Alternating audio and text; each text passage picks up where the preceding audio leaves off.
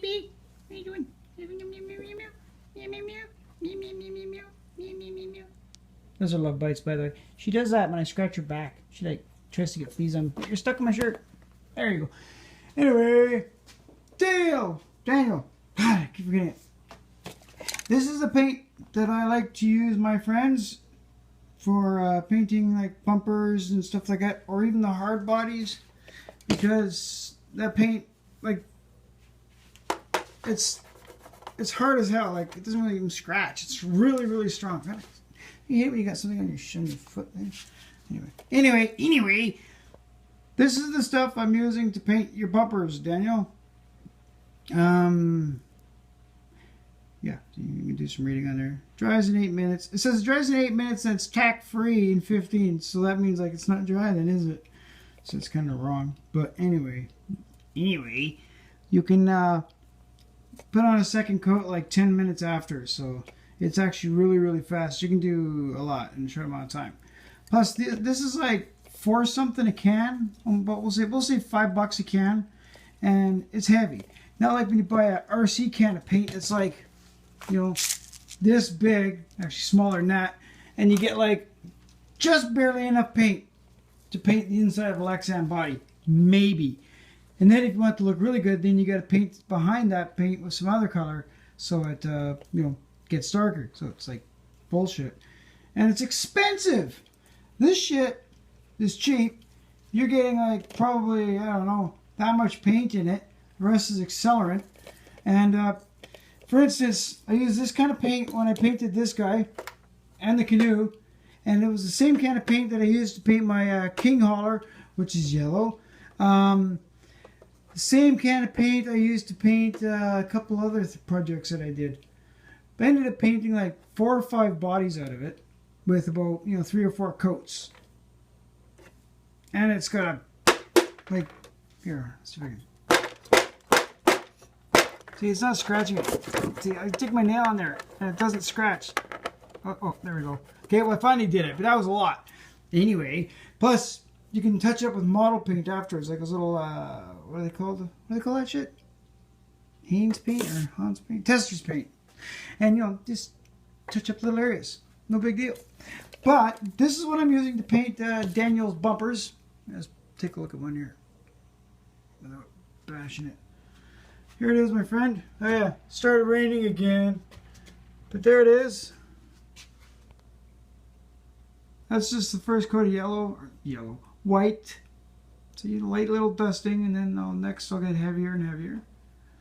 So yeah, ignore that. I had to do it that way because this angle iron was only so wide.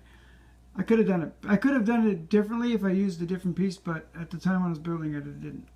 But you can't really see the seam there. A little bit there, but, you know, there's going to be a winch on there anyway. And you can always use spacers to raise or lower your winch. Like I said, it's stepped up, so that way the bumper sits up high on the front of the honcho, as you saw in the pictures that I just did earlier, or in the videos, not. Your toe points, they were actually nuts that I drilled out the center a bit bigger, so there was no threading left. And then I ground them down so that they ended up looking like a, you know, toe point instead of being square like a nut. And then they're brazed on there, and the metal is red hot when the braze goes through, so you know it's on there tight.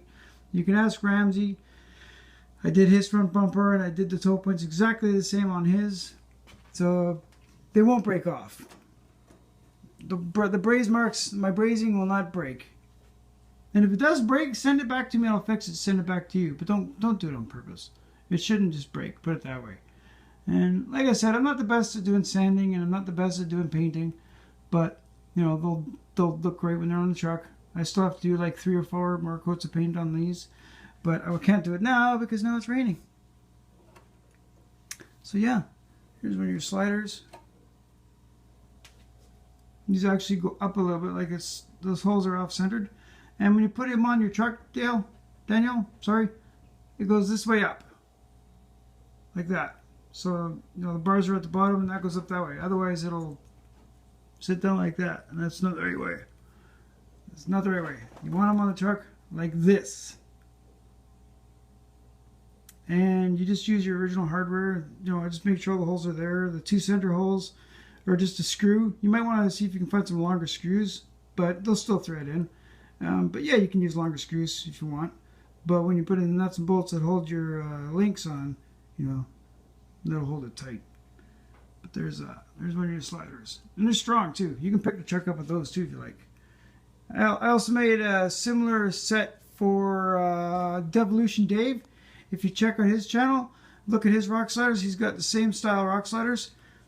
That's the one thing that you will find on other trucks that's the same, are the rock sliders, because the way I do these ones, I have lots of material for making these. Part old shelf and part, well, I could probably make about 5 more pairs. So I'm running out of this this flat steel here. I'm running out of that stuff.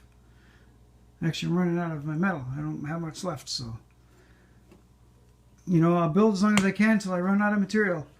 The tank, if you get the chance to see this video, I got a couple bucks now for these bumpers here. Plus I got a nice donation from a buddy of mine to help me out. So when I ship out, I don't want to say his name because he probably doesn't want people hounding him, you know. But anyway, we won't get into that because it's a private matter. But tank, when I ship out these bumpers, I'm going to ship you those 2 receivers as well, okay? If you still want them, because they, like I said, they won't bind up with my controller, so they're of no use to me. So I'd rather just, you know, let someone use them, because I can't use them. There you go. Yeah. Biker vest. Yeah. Got that from a good friend. Anyway. Yeah. Painting your metal parts or painting your frame. Like, actually, I want to take apart this truck. And I want to paint the frame. Not the diffs. The diffs, actually, I want to paint the diffs. But I'd like to paint the frame underneath and the links white. Just because, you know, it's something different to look at. But, you know, we'll see how that goes, and we'll see when that happens, if it happens.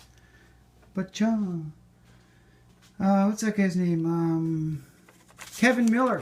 Buddy, if you see this video, you know that fishing, or that kayak and canoe set you have? This is a canoe from it.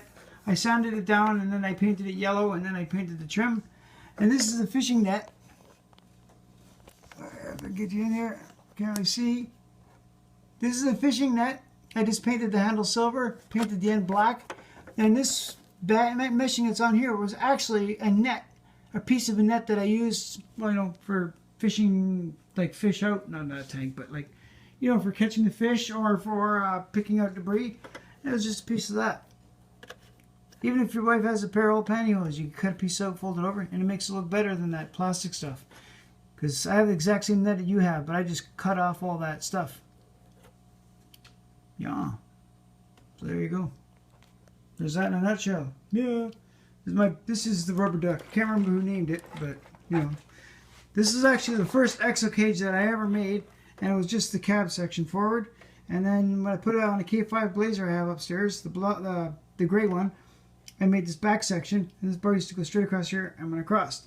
But when I cut this box to make it shorter, because they stick out way too far as I'm concerned, I shortened the box, and then one day I thought, hey, I should put that cage on that truck, because I made a new cage for the goat.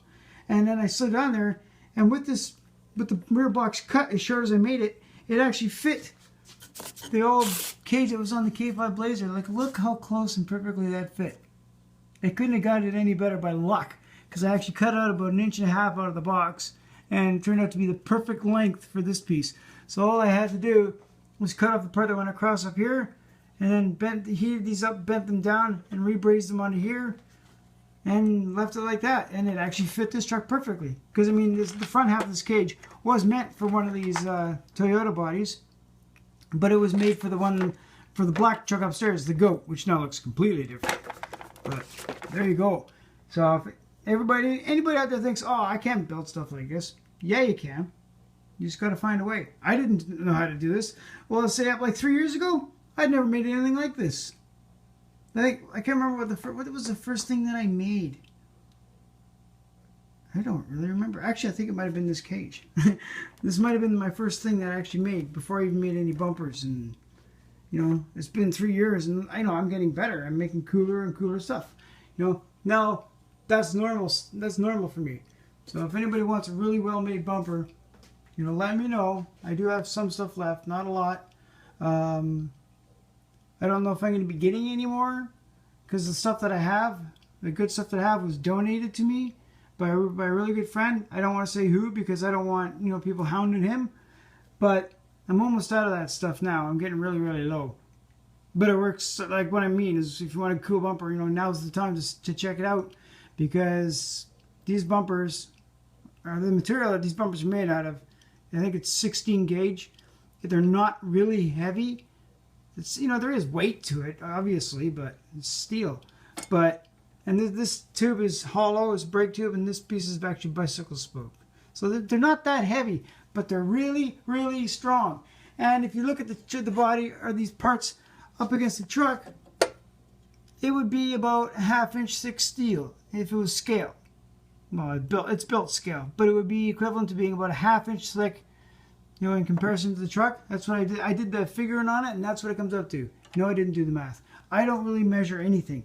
I lay something up against the side of it, I'll make a mark, and that's my measurement. I don't actually calculate numbers because I'm not smart. I don't know how to do it. But I just kind of build on the fly and do it as I go. So there you go, guys. That's what I'm up to. I was going to paint these things again, another coat, but as you can see by the pond, it's raining. Cat! Sorry. So yeah, that's that in a nutshell. I'm going to go back to watching TV and, yeah, do some thinking. Alright, guys. Remember, build with passion, and anything is possible when you know how.